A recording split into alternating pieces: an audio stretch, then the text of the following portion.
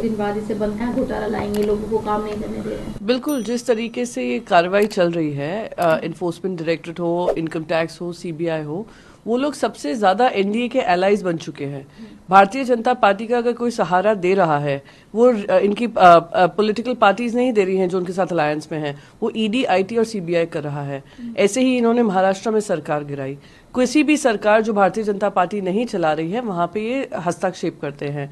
आंकड़े बताते हैं 2014 के बाद से ईडी का 4 गुना इजाफा हुआ है इन्वेस्टिगेशंस में, और ऑपोजिशन के पे जो इन्वेस्टिगेशन हो रहा है वो 95% है। तो वो जो कह रहे हैं बिल्कुल सही कह रहे हैं। अजीत पवार को 48 घंटे पहले आप कहते हैं 70,000 करोड़ का घोटाला में शामिल है, खुद प्रधानमंत्री कहते हैं। 48 घंटे के अंदर अंदर वो बीजेपी के साथ मिल जाते हैं।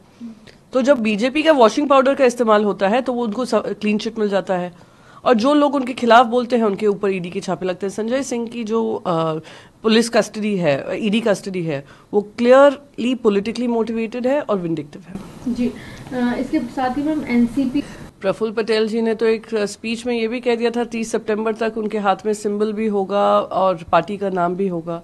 तो किस कॉन्फिडेंस से ये लोग बात कर रहे हैं? ये वही कॉन्फिडेंस है जो भारतीय जनता पार्टी ने एक नया संविधान शुरू किया है, जो सेक्शन 10 ऑफ द कॉन्स्टिट्यूशन को इग्नोर करता है। सुप्रीम कोर्ट ने क्लियरली इलेक्शन कमीशन से कहा है, जिस तरीके से आपने शिवसेना का निर्णय लिया है वो गलत है। इतिहास में पहली बार हुआ होगा कि जिनके घर पे चोरी हुई है, चोरों से कहते हैं वो सामान उनका है, और जो खुद ओनर्स हैं उनसे कहते हैं कि भैया आप लोग के पास हम सुनवाई नहीं करेंगे। यही एनसीपी का हो रहा है। ये पूरा यहाँ से केंद्र सरकार से प्रायोजित है, और सरकार में रहने के लिए जो अपॉर्चुनिस्टिक अलायंस बना है उसको लीगलाइज करने का माध्यम है।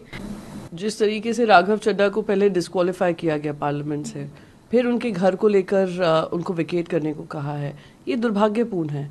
ये उसी क्रोनोलॉजी है जहाँ पे जो लोग विपक्ष में रहकर बुलंदी से अपनी आवाज़ उठा रहे हैं उनको सिलेक्टिव टारगेटिंग करना, सस्पेंड कर दें, फिर आप उनके घर ले लें, तो ये गलत है। और जो मैं मानती हूँ विपक्ष को सम्मान मिलना चाहिए, वो केंद्र सरकार में बिल्कुल उसकी मंशा नहीं है। जी, पर ये कहा जा रहा है कि जो घरों में मिला वो कैटेगरी का नहीं है, जो सांसदों को, राज्यसभा सांसदों को दिया जाएगा। आप अगर रिकॉर्ड चेक करेंगे लोकसभा और राज्यसभा का, आपको पता चलेगा कितने लोगों को आउट ऑफ टर्न अपॉइंटमेंट्स, वो अलॉटमेंट्स मिल जाते हैं, कितने लोगों को ऐसे टाइप के हाउसेज मिल जाते हैं जो उनकी श्रेणी में नहीं होता है।